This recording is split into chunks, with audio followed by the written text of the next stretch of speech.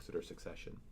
And we really talk about three different types of buyers, right? So the first buyer is the strategic buyer.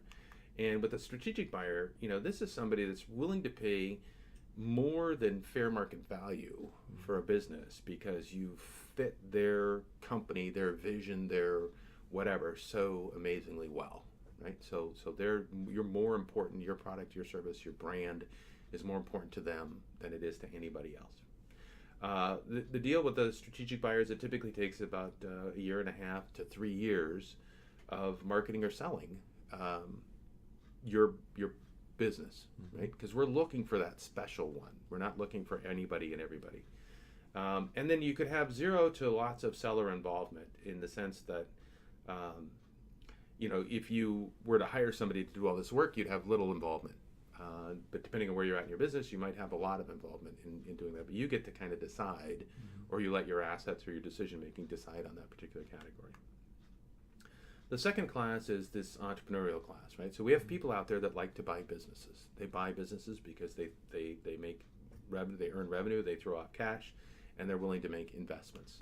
Now, in this particular case, you're going to get fair market value. They'll do the analysis, and they'll say your business is worth 2 times, 3 times earnings, whatever that turns out to be. It'll take you 6 to 18 months of marketing or selling because these are people that are actively looking to buy and sell businesses. Whereas that strategic one, they may not even know that you would benefit them, right? But we would figure out what that is, and we would reach out and talk to them and find out how to deliver the message to them, so that because they may not even be looking right now, right? But we would find them. It'll take some more time then.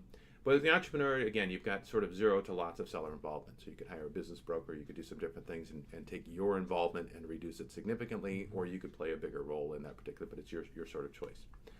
So the last one is the opportunistic buyer, right? And you were commenting on this when you saw this earlier. That's the bottom feeder, right? And so this is the guy that's out there looking for the best deal.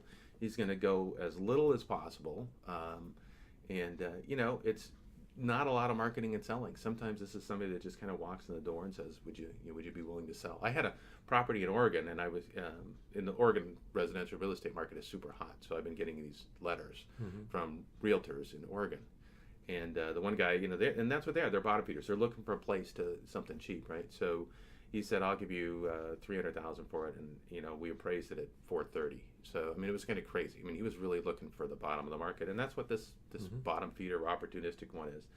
Now, the other thing that happens with this is that you end up with 0 involvement to lots of seller enslavement, because this is somebody that doesn't know how to run a business or doesn't often know how to run a business, because if they're in the entrepreneurial market, they understand, and they're willing to work and operate in that fair market value range, right? This is the guy that you're going to end up having to stick around and help and be a part of, and you might have to take a partial ownership, and you might have to take a note back in payment. There's all kinds of things that might happen with this particular buyer. All right, so strategic buyer, this is your A+ guy. This is where your best deal is really going to sit, and depending on timing and activity, right? But you certainly have time to go operate at this strategic level.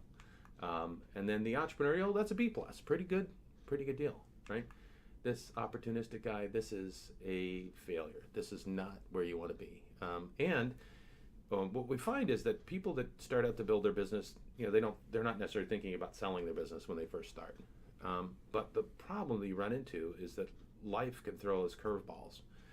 And, if we're not prepared, if we're not set up in a position to take advantage of it, if you've not done any of the thinking, then you're going to get stuck having to take whatever that happens. You don't know what's going to come in the door, right?